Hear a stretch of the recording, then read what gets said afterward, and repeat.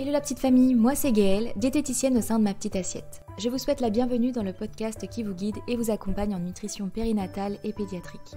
Passionnée, ma mission est de vous soutenir dans votre quotidien, de vous aider à appréhender le temps des repas, ainsi que de préserver la santé de toute la famille. Vous découvrirez dans ces podcasts plusieurs professionnels de santé avec lesquels on abordera de nombreuses thématiques. Je vous partage mes conseils et réponds à vos questions afin de vous aider à reprendre le plein pouvoir sur votre alimentation et faire de la place pour plus de sérénité et d'harmonie. Bienvenue à tous nos auditeurs, je suis très heureuse de vous retrouver pour aborder le thème du diabète gestationnel. On accueille aujourd'hui le docteur Ninon Foussard, endocrinologue diabétologue exerçant au CHU de Bordeaux. Bonjour docteur Foussard. Bonjour.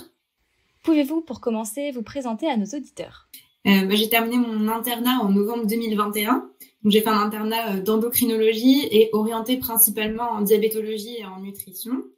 Là, pendant 3 ans, je fais une pause de mes activités médicales puisque je réalise une thèse en biologie dans un laboratoire de recherche. Mais en parallèle, j'ai un projet de recherche clinique avec le CHU de Bordeaux qui porte notamment sur le diabète gestationnel pour mieux affiner ce qu'on connaît sur le diabète gestationnel.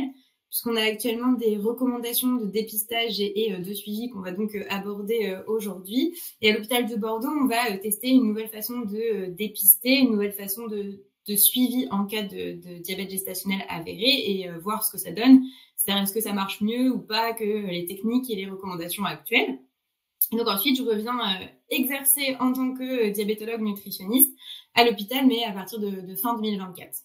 Parfait, merci. Donc comme vous l'aurez compris dans cet épisode, nous allons donc aborder la thématique du diabète gestationnel. Commençons tout d'abord par une définition. Qu'est-ce que le diabète ?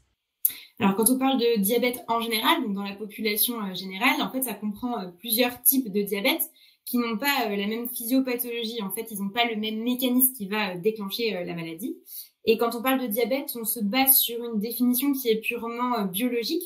C'est sur le fait d'avoir la glycémie. Donc la glycémie, c'est le taux de sucre dans le sang qui va augmenter au-dessus d'une norme. Quand on prend le diabète en général, donc là, on exclut le diabète gestationnel, mais sur un diabète en général, en population générale, on considère que le patient a un diabète lorsqu'on a 2 glycémies à jeun. Donc, c'est des glycémies qui se font au laboratoire veineuse, qui sont supérieures à 1,26 grammes par litre.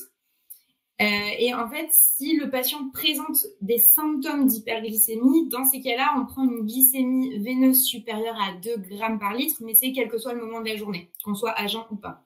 D'accord. Il existe aussi plusieurs formes de diabète, et du coup, quelles sont-elles et qu'est-ce qui les différencie ?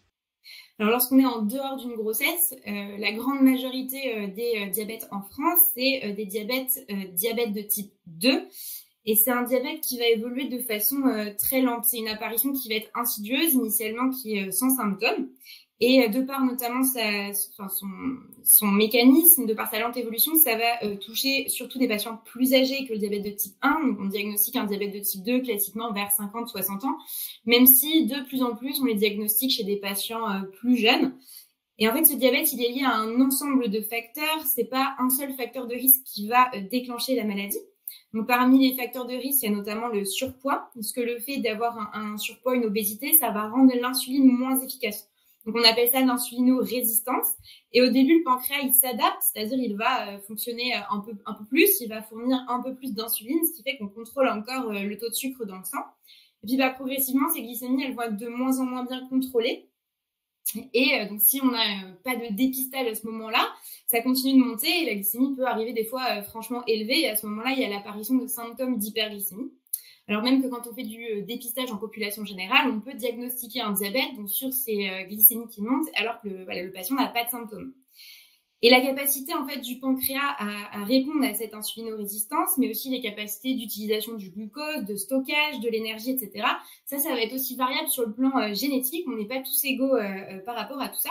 Et donc, il y a des familles qui vont être plus à risque que d'autres de développer un diabète de type 2, même lorsqu'on est soumis exactement au même mode de vie, à la même quantité d'activité physique, à la même alimentation et par exemple à la même prise de poids. Et on sait aussi que le mode de vie du patient, il va jouer, donc que ce soit dans le sens du développement du surpoids, mais si on joue dessus avec l'alimentation, l'activité physique. Puis l'activité physique, elle va aussi jouer directement sur l'utilisation du glucose par les muscles, sur la sensibilité qu'on a à l'insuline. Donc il y a un ensemble de facteurs, ce qui fait que il y a beaucoup de choses qui vont expliquer en fait l'apparition du diabète de type 2. À côté de ça, dans le deuxième diabète en termes de fréquence, c'est le diabète de type 1. Donc lui, on en parle beaucoup chez les jeunes patients, mais il peut parfois être diagnostiqué à l'âge adulte, plus tardivement. Et l'évolution, elle est rapide, de quelques jours à quelques semaines, avec des symptômes qui sont bruyants. Parce que le diagnostic, voilà, il se fait la plupart du temps parce qu'il y a ces symptômes d'hyperglycémie, et donc on fait la prise de sang et la glycémie est franchement élevée. Et là, en termes de mécanisme, c'est différent par rapport au diabète de type 2. C'est une maladie qui va être auto-immune. C'est-à-dire, en fait, le système immunitaire, il va attaquer une toute petite partie du pancréas, parce que le pancréas, il sert à plein de choses, pas uniquement à la régulation de la glycémie. Et donc, c'est spécifiquement cette partie qui gère la production de l'hormone qu'on appelle insuline, qui régule ensuite la glycémie, qui va être détruite par le système immunitaire. Et en fait, les patients, ils n'ont plus du tout d'insuline. Et donc, la seule façon de traiter à l'heure actuelle, c'est de leur injecter de l'insuline. Et puis, à côté de ça, il y a encore d'autres types de diabète, mais qui sont beaucoup moins fréquents. Donc, par exemple, il y a des diabètes qui sont liés à une seule mutation génétique. Donc, c'est diabète génétique. On les appelle les diabètes maudits. Alors, c'est maudit M-O-D-Y. Et puis, il y a aussi des diabètes parce qu'on va avoir une atteinte directe du pancréas. Par exemple, si on a fait une pancréatite très sévère et puis le pancréas, il récupère pas, il fonctionne mal derrière. Ou si on a dû, pour une raison ou une autre, enlever le pancréas en chirurgie. Mais voilà, c'est des diabètes un peu plus rares que le diabète de type 2 et le diabète de type 1. Et puis voilà, il y a cette situation particulière de diabète qui se développe pendant la grossesse qui est le thème du jour. Très bien. Vous avez donc parlé des symptômes de l'hyperglycémie, par exemple. Donc, quels sont-ils? Alors, sur ces symptômes, alors les patients diabétiques de type 2, en général, ils n'ont pas de symptômes au moment où on fait une prise de sang et voilà, pour du dépistage, on voit qu'elle est élevée. Mais si on laisse évoluer sans dépistage, on peut avoir des symptômes. Et le diabète de type 1, au diagnostic, il a déjà des symptômes. En fait, lorsqu'on est en condition normale, quand tout va bien, le rein, il va filtrer le sang et ça produit de l'urine. Et en fait, c'est contre-productif de perdre du glucose dans les urines parce qu'on perd de l'énergie et on a besoin de stocker cette énergie. Donc, le rein, normalement, il est capable de réabsorber ce glucose pour le maintenir dans le sang. Le problème, c'est que lorsqu'on a cette glycémie, ce taux de sucre dans le sang qui monte, le rein, au bout d'un moment, il va être dépassé. Il va plus être capable de réabsorber ces molécules de sucre qui vont du coup se retrouver dans les urines. Et en fait, ça fait une sorte d'appel d'eau. C'est-à-dire que le patient, il va uriner beaucoup. Et donc, comme on urine beaucoup, au bout d'un moment, ça déshydrate. Donc, les patients, ils vont boire beaucoup pour compenser. Et ça, c'est ce qu'on appelle le syndrome polyuro-polydipsique, qui est un des signes classiques, en fait, d'une hyperglycémie.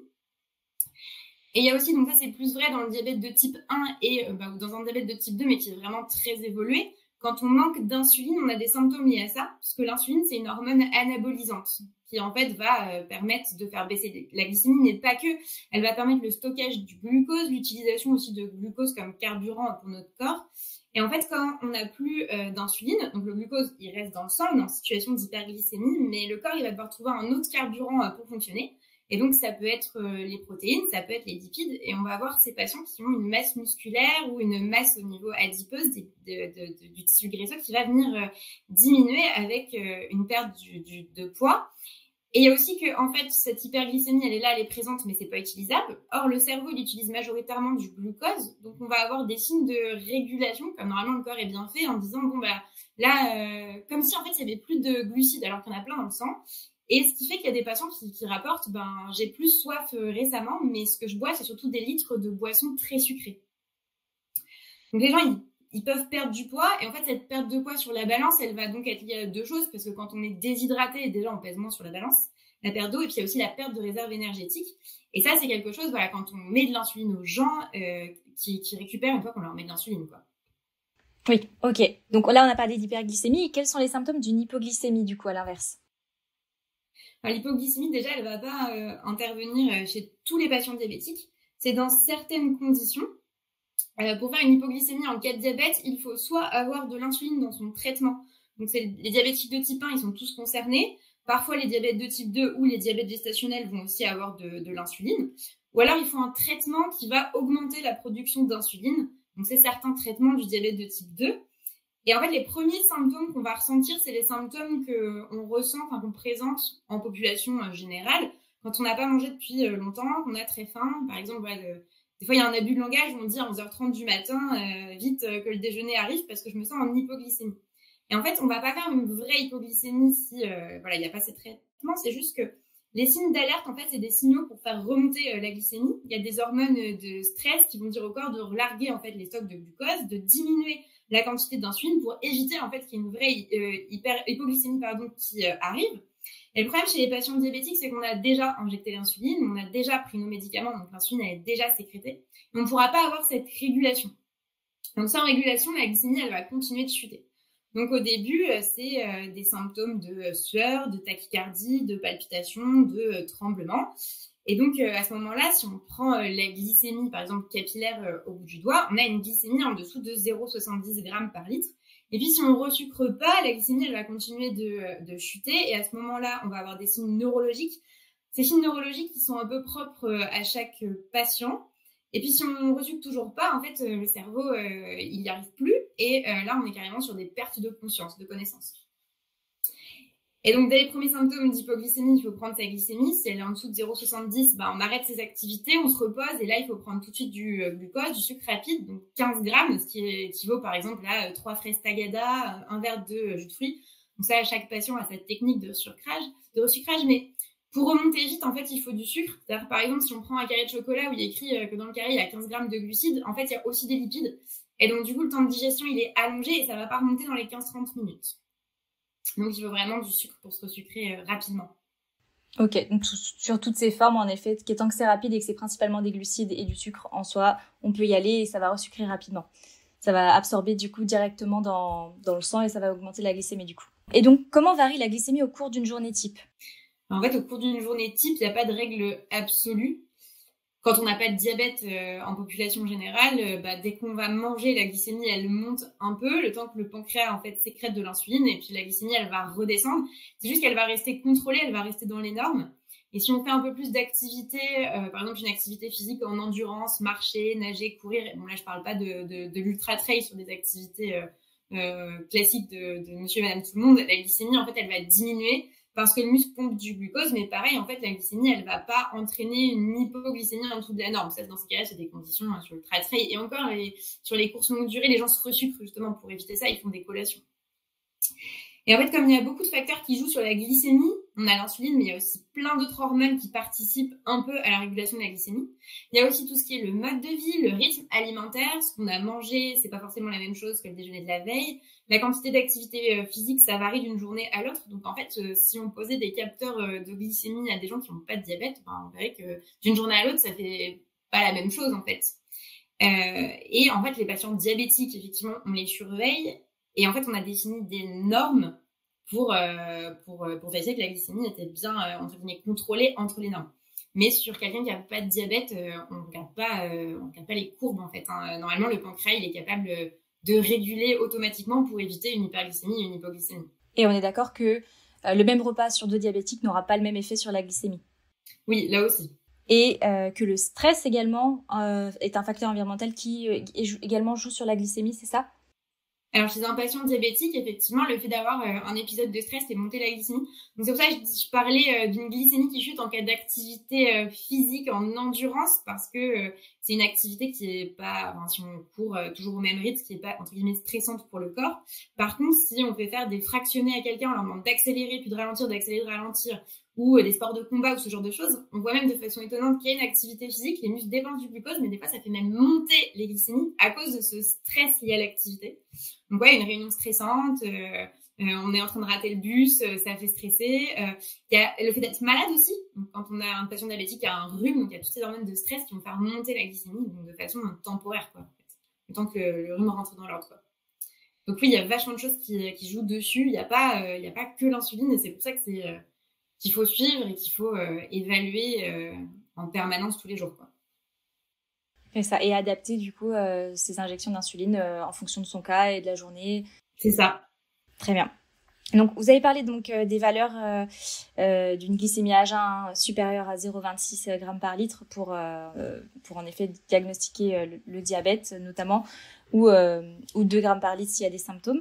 Est-ce que vous pouvez nous donner des valeurs d'une glycémie normale? À combien est une glycémie normale? Alors, lorsqu'on est un patient diabétique, donc hors diabète gestationnel, puisque le diabète gestationnel, il a ses normes qui lui sont propres. Donc, en population générale, sur un diabète, la glycémie, elle doit être en général, et ça encore, c'est adapté à chaque patient. Mais en grande majorité, on dit aux patients, donc, à jeun, entre 0,80 et 1,20 g par litre. Donc, à jeun ou avant un repas. Et quand on est 2 heures après un repas, entre 1,20 g par litre et 1,60 g par litre. Mais voilà, mais il se peut qu'une amie diabétique vous dise qu'elle a d'autres normes, elle a ses propres objectifs, et ça c'est normal puisqu'on s'adapte à chaque patient. Et donc pour l'hypoglycémie en dehors d'un diabète gestationnel, c'est lorsque la glycémie est en dessous de 0,70 g par litre. Et hyperglycémie? Eh ben, ça dépend du moment de la journée. C'est-à-dire, en fait, lorsqu'on est supérieur à 1,20 avant un repas et supérieur à 1,60 2 heures après le repas, ça veut dire qu'il faut se poser des questions pour réadapter le traitement. Ok, d'accord. Très bien. Et donc, comment suivre l'équilibre d'un diabète en général? Alors, pour l'équilibre d'un diabète, donc déjà, on regarde les glycémies dans la journée, mais c'est vrai que ça donne une information que sur l'équilibre à court terme, sur une seule journée. Et ensuite, on a des marqueurs, on a des moyens en laboratoire sur une prise de sang d'évaluer. Le plus fréquent, le plus courant, ce qu'on utilise chez tous les patients diabétiques, c'est ce qu'on appelle l'hémoglobine glyquée. Alors, ça sera écrit sur les prises de sang HbA1c. En fait, c'est que en réponse à cette hyperglycémie, comme si des molécules de sucre, en gros, se fixent sur le globule rouge. Et la durée d'un globule rouge, c'est 3 mois. Donc, ça nous permet, en tant que diabétologue, médecin généraliste, d'avoir une idée de l'équilibre glycémique, de ce qui s'est passé en termes de diabète sur les 3 derniers mois, en fait. Donc, ça permet d'ajuster les traitements. Et voilà, c'est principalement ces deux choses qu'on utilise, même si en recherche, on commence à essayer de voir s'il n'y a pas d'autres marqueurs qui pourraient, par exemple, nous donner une idée sur les 3 dernières semaines. Mais voilà, actuellement, en diabétologie, on utilise les glycémies et l'hémoglobine glyquée. Est-ce que l'hémoglobine glyquée, elle peut être influencée par d'autres facteurs? Alors, c'est le marqueur le plus fiable dont on dispose. Par contre, comme c'est en relation avec les globules rouges, typiquement, s'il y a une anémie, effectivement, ça peut être moins fiable, quoi. Donc, c'est aussi pour ça qu'on essaie de développer pour le futur d'autres marqueurs sur des conditions entre guillemets pathologiques, voilà, où il y a un problème de santé autre qui fait que ça la rend moins fiable, quoi. Mais pour l'instant, en clinique, on n'utilise que ces deux marqueurs. Lorsqu'un patient est diabétique, est-ce qu'il a souvent des bilans biologiques pour surveiller justement l'HbA1c de manière régulière ou pas?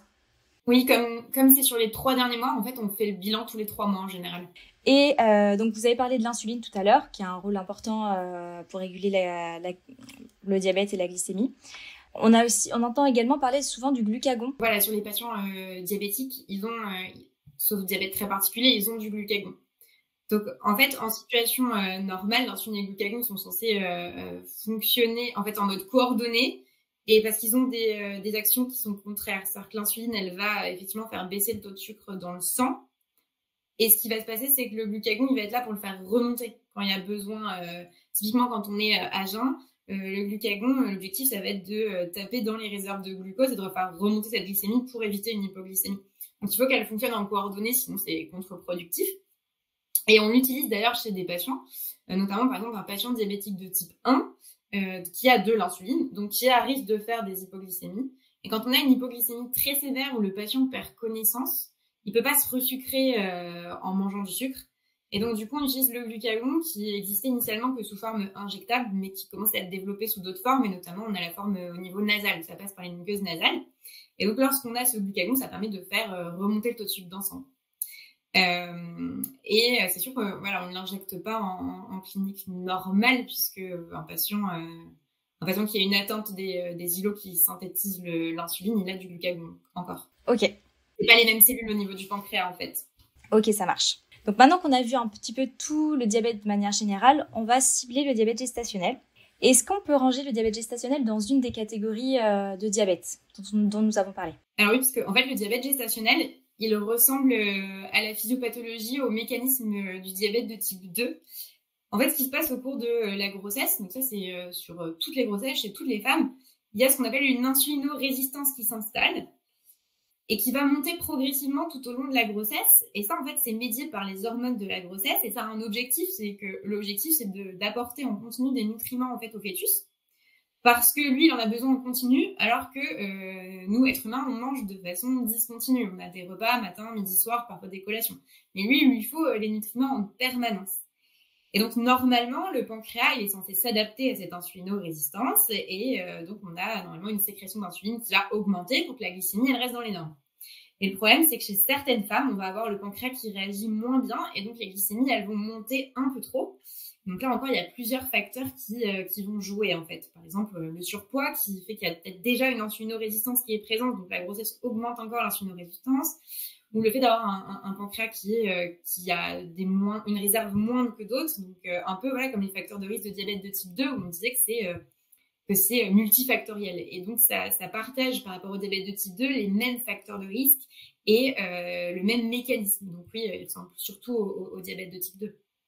D'accord. Et est-ce qu'on sait pourquoi certaines femmes développent un diabète gestationnel, même si là, vous avez parlé des facteurs environnementaux et les facteurs de risque, mais il peut y avoir des femmes qui n'ont pas de facteurs de risque, mais qui développent quand même un diabète gestationnel. Donc, comment ça se passe? Est-ce qu'on a des réponses à ça? Alors, ce qu'on sait pour le moment, et c'est notamment ce qu'on applique en France, c'est qu'il y a une liste de facteurs de risque qui est avérée. Donc, c'est le fait d'avoir un âge supérieur ou égal à 35 ans, le fait d'avoir un IMC supérieur ou égal à 25. Donc, c'est pas que l'obésité, c'est tout surpoids, en fait. Le fait d'avoir des antécédents familiaux de diabète au premier degré. Donc, ça veut dire un diabète de type 2 au niveau des parents ou au niveau des frères et sœurs. Le fait aussi d'avoir un antécédent personnel, c'est-à-dire sur une précédente grossesse, de diabète au cours de la grossesse ou d'un gros bébé à la naissance. Et donc, c'est sur ces critères qu'on va proposer en fait un dépistage aux femmes enceintes. Et en France, actuellement, donc ça dépend des centres, mais voilà, sur la recommandation, c'est de dire, bon, s'il n'y a pas de facteur de risque, il n'est pas nécessaire d'effectuer un dépistage. Sauf qu'en fait, aujourd'hui, lorsqu'on étudie les patientes, par exemple, si on prend à l'accouchement qui ont eu finalement un diagnostic de diabète gestationnel et qu'on regarde si elles avaient ou pas des facteurs de risque au début, on s'aperçoit qu'il y a une partie de ces patientes qui auront un diabète gestationnel qui en fait n'avaient pas ces facteurs de risque au début de la grossesse. Et c'est notamment donc mon sujet de recherche actuel, voilà, en gynécologie et en diabétologie au CHU de Bordeaux. Mais voilà, pour l'instant, on suit les recommandations, mais il y a certains centres qui du coup proposent un dépistage à toutes les femmes en fait. Et ça, c'est au cas par cas, un petit peu en fonction des professionnels. Il y en a certains qui vont proposer, d'autres non. C'est ça. Bah oui, pour l'instant, la recommandation en France, c'est de faire 6 facteurs de risque. Ou alors, si on pense qu'on a un doute au fur et à mesure du suivi de la grossesse. Mais voilà, c'est pas, on dit pas on dépiste tout le monde de façon systématique. Mais peut-être que dans les prochaines années, ça va changer. Ok. On verra. Et à partir de quand on peut dépister le diabète gestationnel pendant la grossesse? Alors en fait, on a des diabètes gestationnels qui vont être diagnostiqués tout au long de la grossesse, ce qui fait que ceux qui sont diagnostiqués au premier trimestre, ils seront appelés des diabètes gestationnels précoces. Et il y en a qui vont être diagnostiqués au deuxième et au troisième trimestre, qui vont être appelés diabète gestationnel tardif. Et en fait, les examens de dépistage, ils vont se faire sur ces 2 temps. C'est-à-dire, si on a des facteurs de risque ou si le gynécologue le propose même en l'absence de facteurs de risque, on va avoir une glycémie à jeun qui va être effectuée au premier trimestre. Donc, si elle est supérieure ou égale à 0,92 grammes par litre, là, on a un diabète gestationnel qui est dépisté dès le premier trimestre, donc qui est précoce. Et si la glycémie, elle est en dessous de 0,92 grammes par litre, en fait, si ces femmes ont des facteurs de risque, on va leur proposer dans un deuxième temps d'avoir un examen pour le deuxième, troisième trimestre à 24-28 semaines d'aménorrhée pour essayer de diagnostiquer donc ces diabètes gestationnels plus tardifs. Et dans ces cas-là, c'est un test qui s'appelle l'AGPO, donc hyperglycémie provoquée par voie orale, qui se fait au laboratoire, où on ingère 75 grammes de glucose. On a une glycémie qui est faite juste avant à jeun. Donc la norme, c'est encore 0,92. Et puis ensuite, on prend la glycémie après cette ingestion de sucre, 1 heure après. Donc là, c'est diagnostiqué diabète si on est supérieur ou égal à 1,80. Et ensuite, on reprend la glycémie à 2 heures. Et donc là, il faut normalement être en dessous de 1,53, puisque si on est supérieur ou égal à 1,53, là encore, on a un diagnostic de diabète gestationnel qui est posé. Et donc de diabète gestationnel qui est dans ces cas-là tardif en fait. D'accord. Et donc on parle des glycémies, mais je sais qu'il y a aussi des fois des glucosuries qui sont utilisées pour diagnostiquer le diabète, ou non, ça on ne peut pas l'utiliser pour diagnostiquer le diabète gestationnel? En fait, les glycosuries, c'est un marqueur effectivement qu'il y a trop de sucre dans les urines, mais le diagnostic de diabète, que ce soit au cours de la grossesse ou en dehors de la grossesse, il se fait sur une glycémie qui en fait est veineuse, c'est-à-dire au laboratoire. Si on a utilisé par exemple le matériel de glycémie capillaire d'un ami et qu'on voit une glycémie un peu élevée, là aussi c'est une indication, mais il faudra quand même confirmer au laboratoire avec une vraie prise de sang. D'accord. Et il n'y a pas de possibilité que ce soit de faux négatifs, dans le sens où si les glycémies sont bonnes pour la GPO, il n'y a pas de raison que par la suite il y ait un diabète gestationnel. Ça peut pas se tromper? Alors de toute façon, effectivement, là on est qu'à 24-28 semaines d'aménorrhée. Donc au moment où on fait ce test, mais après il y a les échographies régulières à la mat du premier, deuxième trimestre, etc. Et donc en fait, il se peut que au décours de cette glycémie à jeun premier trimestre et de l'AGPO au deuxième trimestre, là, on peut dire, il n'y a pas de diabète gestationnel, mais qu'en fin de grossesse, l'obstétricien a l'impression que le bébé est un peu trop gros à l'échographie ou qu'il y a des anomalies du liquide amniotique qui font penser à un diabète gestationnel. Et donc, dans ces cas-là, effectivement, on refait un bilan. Ok. Et justement, quels sont les risques du diabète gestationnel pour la maman et l'enfant? Alors, lorsqu'on a un diabète gestationnel qui est bien équilibré, il n'y a pas de surrisque la plupart du temps. Parce qu'en fait, le risque, il est lié au fait que cette glycémie, elle soit trop élevée. Et en fait, ces molécules de glucose, donc dans le sang de la maman, qui sont un peu au-dessus des normes, ça va passer la barrière placentaire. Et sauf que le pancréas de la maman, il réagit pas suffisamment, mais le pancréas du fœtus, lui, il est capable de sécréter suffisamment d'insuline pour pouvoir réguler ce taux de sucre. Donc lui, il aura une glycémie entre guillemets normale, mais il a trop d'insuline par rapport à un bébé qui n'est pas exposé à une hyperglycémie. Et en fait, comme l'insuline est une hormone anabolisante, le principal risque en cas de déséquilibre glycémique, c'est que sur le long terme, le bébé il grossisse trop. Donc là, on parle de macrosomie, donc il grossit un peu trop vite. Et donc le risque, notamment à l'accouchement, faudra faire attention aux épaules parce qu'il est un peu gros, donc il y a un risque de dystocie des épaules. Peut-être qu'on fera une césarienne parce qu'on se dit il est trop gros, donc on va aller faire une césarienne. Il y a aussi un risque de prématurité, de devoir déclencher l'accouchement un peu plus tôt. Et puis ensuite, donc voilà, complications vraiment maternelles et fétales à l'accouchement, avec un accouchement aussi plus à risque pour ce que ça implique pour la maman. Mais on pense que à plus long terme pour le bébé aussi c'est délétère, avec un facteur de risque à l'âge adulte de prise de poids plus précoce, de plus de risque de diabète de type 2, etc. Donc c'est pour ça que c'est important en fait, une fois qu'on a un diagnostic de diabète gestationnel, d'avoir un bon suivi, de bien suivre les recommandations des praticiens, etc. Parce que c'est vraiment cette hyperglycémie qui pose problème. Et on a l'impression quand on étudie les populations que lorsqu'il y a un diabète gestationnel mais que la glycémie elle a été contrôlée pendant la grossesse, il n'y a pas forcément plus de risques que sur une grossesse sans diabète en fait. Ok. Et tout à l'heure, on parlait de l'insuline et donc toutes les femmes enceintes atteintes de diabète gestationnel n'ont pas forcément d'insuline. Ça dépend. C'est ça, exactement. En fait, ce qu'on fait, c'est que on se base sur le suivi glycémique, donc on regarde les glycémies au cours de la journée. Et donc il y a des femmes qui, juste avec les règles hygiéno-diététiques, l'alimentation, l'activité physique, etc., en fait, vont avoir des glycémies qui seront dans la norme de ce qu'on attend en cas de diabète gestationnel. Donc, c'est-à-dire inférieur ou égal à 0,95 grammes par litre à jeun avant un repas. Mais là encore, ça dépend des centres. Des fois, il y a des centres qui descendent un peu plus. Ça peut être entre 0,90 et 0,95 globalement. Et puis 2 heures après un repas, on conseille d'être inférieur ou égal à 1,20 grammes par litre. Donc là, on surveille. Et puis ça, pareil, il n'y a pas de règle, sauf que des fois, il y a des femmes qui vont avoir juste la glycémie à jeun le matin, au réveil, qui vont être augmentées. Et donc, ces femmes-là, elles auront besoin d'insuline lente pour couvrir la nuit notamment et le réveil. Donc, elles auront une injection le soir au coucher. Certaines, ça va être juste à un moment de la journée, 2 heures après le repas. Donc, ça peut être soit à 10 heures, soit à 14 heures, soit à 22 heures. Et ça peut être que sur un repas qu'on ait besoin de mettre de l'insuline rapide. Et puis, il y a certaines femmes qui vont avoir besoin des deux. D'avoir l'insuline lente et de l'insuline rapide. Donc là, c'est vraiment à la carte en fonction, on s'adapte aux glycémies et puis on suit ensuite au cours de la grossesse. Mais donc du coup, il n'y a pas, entre guillemets, de diabète gestationnel identique. Bien sûr. Et une fois que le diagnostic est posé, comment se passe le suivi? Est-ce qu'il y a forcément un rendez-vous avec un endocrinologue ou pas forcément? Comment ça se passe? Alors, la prise en charge, en fait, déjà, elle est adaptée à chacune des patientes du centre dans lequel elle est. Ce qu'on conseille, c'est un suivi multidisciplinaire conjoint avec... alors, il n'y a pas forcément d'hospitalisation, même ça peut être juste de l'hôpital de jour ou un centre où il y a effectivement un diabétologue. Parfois, il y a l'infirmière aussi spécialiste en diabétologie et puis la diététicienne nutritionniste. Et en grande majorité, c'est un suivi qui est en alternance, qui est conjoint entre l'obstétricien et ensuite l'équipe de diabétologie. Ok, c'est au cas par cas. Mais pareil, en fonction du rythme de suivi, s'il faut voir plus ou moins les patients, c'est vraiment adapté à l'évolution du diabète gestationnel, au type de diabète gestationnel, quel est le traitement.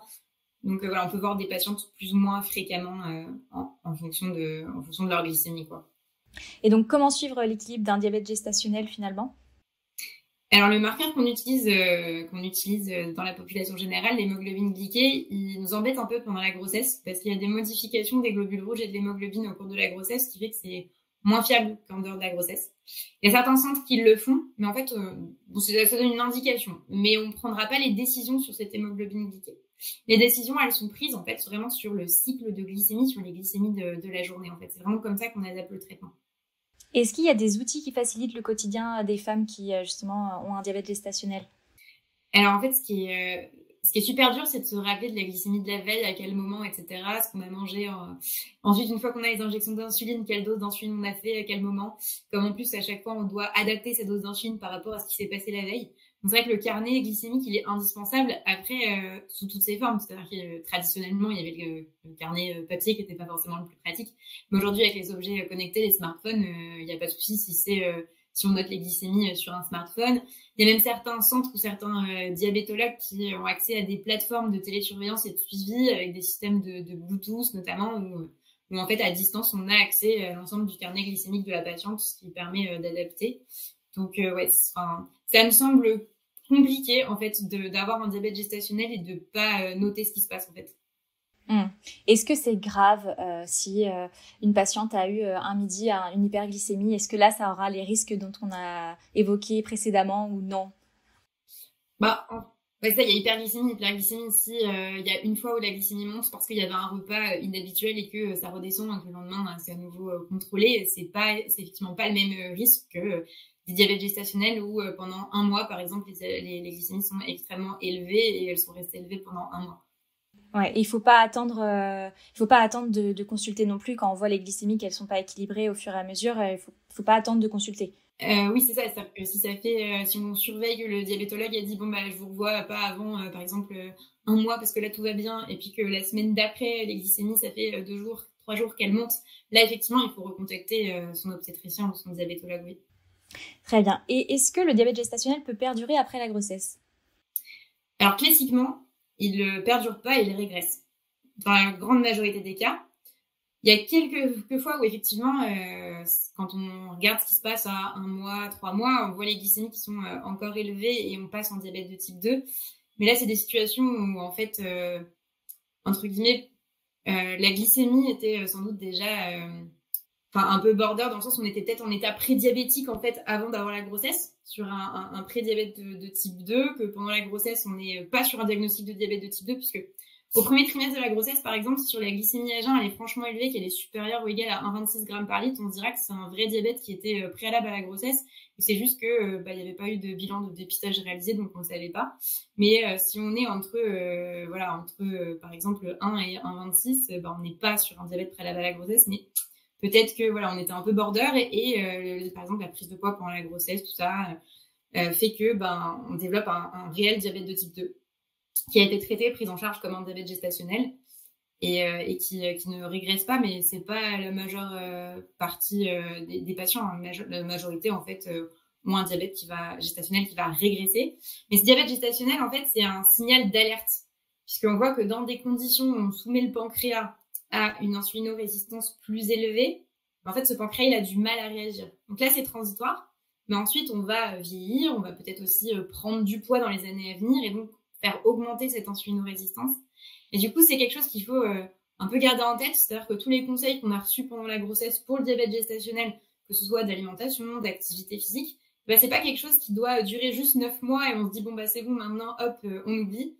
Et c'est bien de continuer à être vigilant et à appliquer certaines règles d'alimentation équilibrée, etc. pour éviter en fait de développer plus tard un diabète de type 2. Ok. Et est-ce qu'on sait pourquoi, les raisons pour lesquelles il peut perdurer pour certaines femmes? Je pense que c'est à ce moment-là, il y avait une insulinorésistance qui était peut-être plus élevée ou un pancréas qui réagissait un peu moins, mais c'est qu'on était déjà un peu entré en fait dans le prédiabète en fait, dans le cheminement vers un diabète de type 2. Ok. Et quand une personne a un diabète de type 1 ou de type 2, même du coup ça peut varier, et qu'elle est enceinte, est-ce que c'est différent? Est-ce que la prise en charge, est-ce que le diabète peut s'accentuer pendant la grossesse ou cela varie pas du tout, ça reste stable? Faut modifier énormément les doses, même en fonction des trimestres, parce qu'au premier trimestre, on a tendance à avoir la glycémie qui, en tout cas sur une patiente déjà diabétique, qui va chuter un petit peu. Donc, sur une patiente diabétique de type 1 qui était sous insuline, on va avoir besoin de baisser un peu les doses. Et puis après, tout au long de la grossesse, entre 2e trimestre, 3e trimestre, là par contre, on est obligé d'augmenter. Et à l'accouchement, en fait, il y a certains centres, on a tous des algorithmes, ce genre de choses, mais qui vont diviser des fois par 2, en fait, la dose d'insuline au moment de l'accouchement Parce qu'une fois qu'on sort le bébé, il y a moins d'insulinorésistance et du coup, si on laisse les mêmes doses d'insuline chez cette patiente diabétique de type 1, et ben en fait, elle risque de faire des hypoglycémies. Donc oui, les hormones, tout ce qui se passe sur l'insulinorésistance, le fœtus, etc., ça joue énormément sur la stabilité d'un diabète de type 1 au cours de la grossesse. Donc après, voilà, c'est des patientes qui en général, qui ont préparé aussi leur grossesse. C'est quelque chose qui se prépare parce qu'on veut aussi que le diabète soit bien équilibré au moment où la grossesse démarre.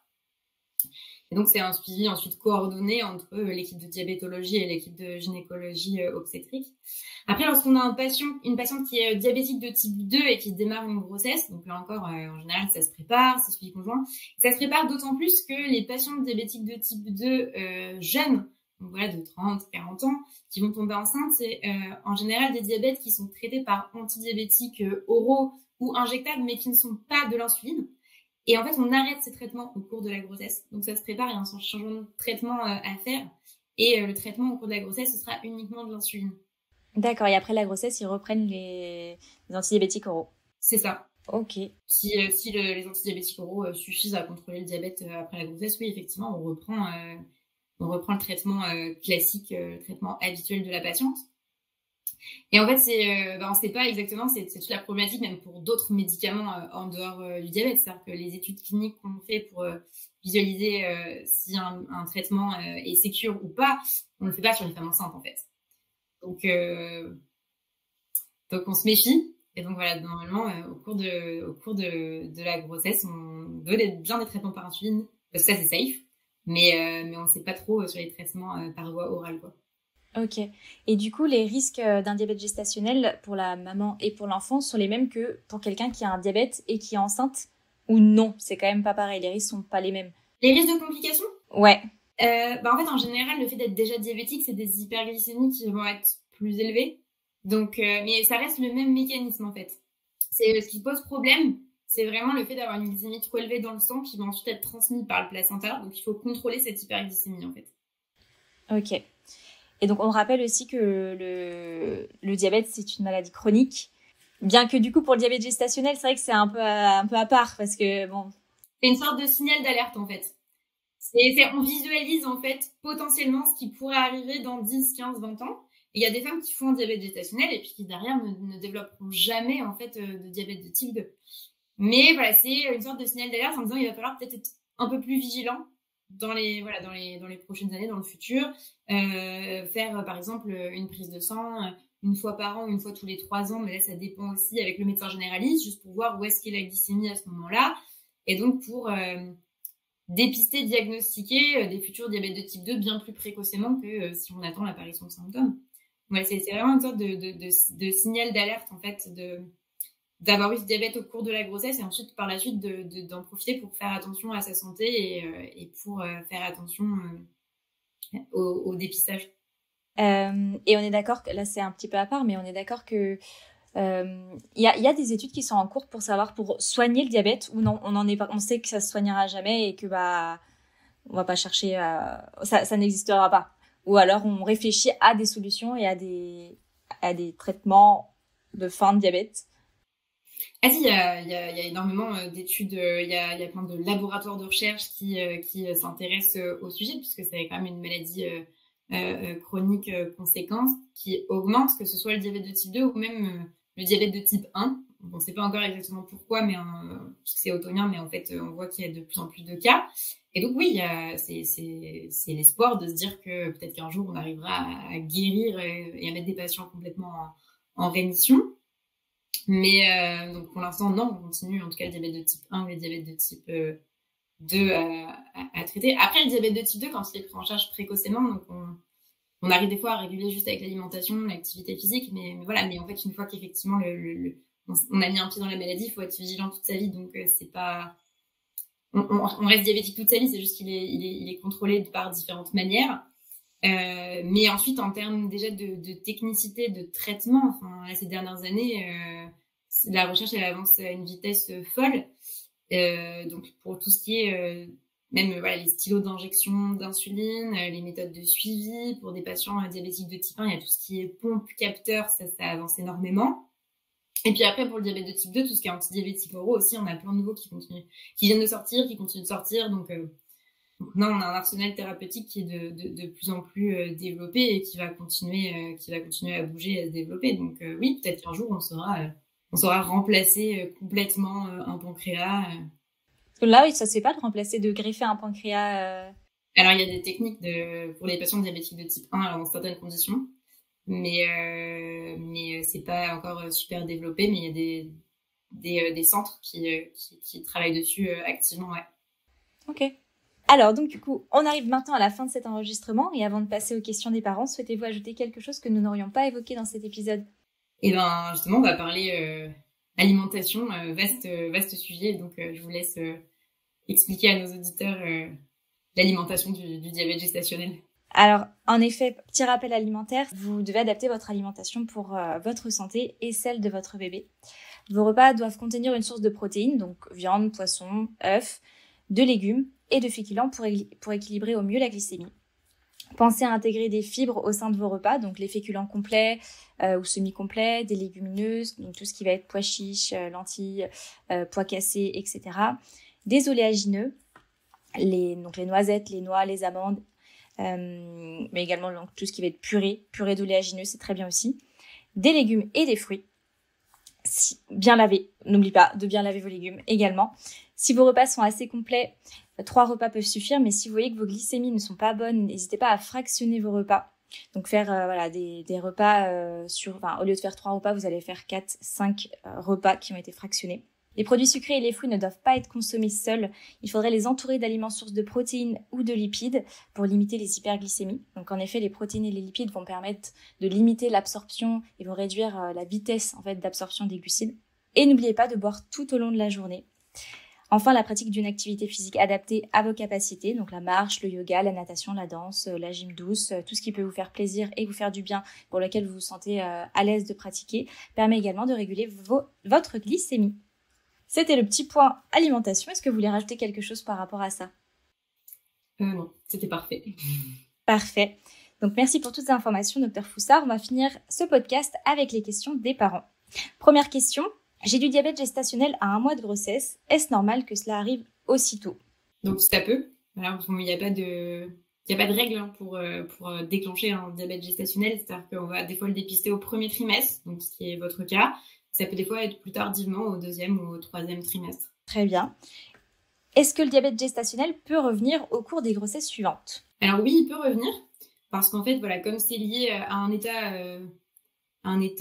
métabolique spécifique à la grossesse, où il y a l'insuline qui est moins efficace que dans des situations où on n'est pas enceinte avec un pancréas qui a du mal à réagir à ce moment-là, eh bien oui, du coup, il y a une sorte de fragilité qui s'installe sur la première grossesse, qui va perdurer et qui peut potentiellement effectivement revenir. En tout cas, le fait d'avoir eu un diabète gestationnel sur la grossesse, sur la première grossesse, fait qu'on ça rentre dans les facteurs de risque qui expliquent qu'on fait un dépistage au 1er trimestre, voire ensuite à 24-28 semaines d'aménorrhée chez ces femmes-là.